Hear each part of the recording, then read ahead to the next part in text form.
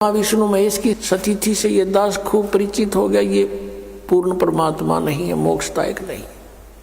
और अभी तक मैं विष्णु जी को इष्ट मानकर पूजा करता था, और आपने संकेत दिया तो मैंने इन ग्रंथों को देखा। सचमुच गीता जी में भी तीनों गुणों की पूजा व्यर्थ बताई है, रजगुण ब्रह्मा, सतगुण विष्णु, तम गुण शिव जी।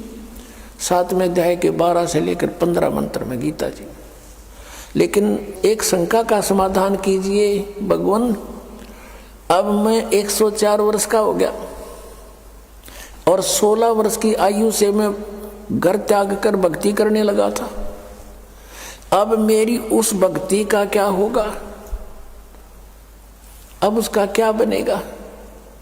आप पुण्यात्माओं, परमात्मा ने कहा कि आप अभी तक मैट्रिक तक की पढ़ाई पढ़ रहे थे, 10वीं तक की पढ़ाई पढ़ रहे थे, और इसी को बार बार इसी में रिपीट होते रहे, इसी में दोबारा प्रवेश पाते रहे। मृत्यु होगी, स्वर्ग गए, वहां पुण्य खत्म किए, फिर आगे फिर यही पढ़ाई पढ़ने लगे। अब इससे आगे की पढ़ाई पढ़ो और वो सिलेबस अलग है और उसके टीचर भी अलग होते हैं,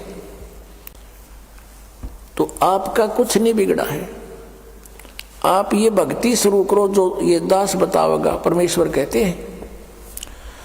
तो रामानंद जी कहते हैं कि मैं अब कैसे इस पढ़ाई को पूरा कर सकूंगा? परमात्मा ने कहा कि ये मेरा काम है, आप दीक्षा लीजिए और स्टार्ट कीजिए। और कहा कि जीवन तो थोड़ा ही भला, जब सत सुमरण हो और लाख वर्ष का जीवना कोई लेखे दरे नहीं कोई। अगर सत साधना है, शास्त्र अनुकूल साधना है, 2 मंत्र की साधना है, तो जीवन तो थोड़ा ही भला। जब सच्चा सुमरण हो, ये सही मंत्र हो, और लाख वर्ष इस गलत साधना के से कहते लिखत रहने को। और पुण्यात्मा, इस सतनाम के एक सिमरण का ये श्वास से सिमरण होता है। कबीर साहब कहते हैं, कहता हूँ कहीं जात हूँ, कहूँ बजा के ढोल, और श्वास जो खाली जा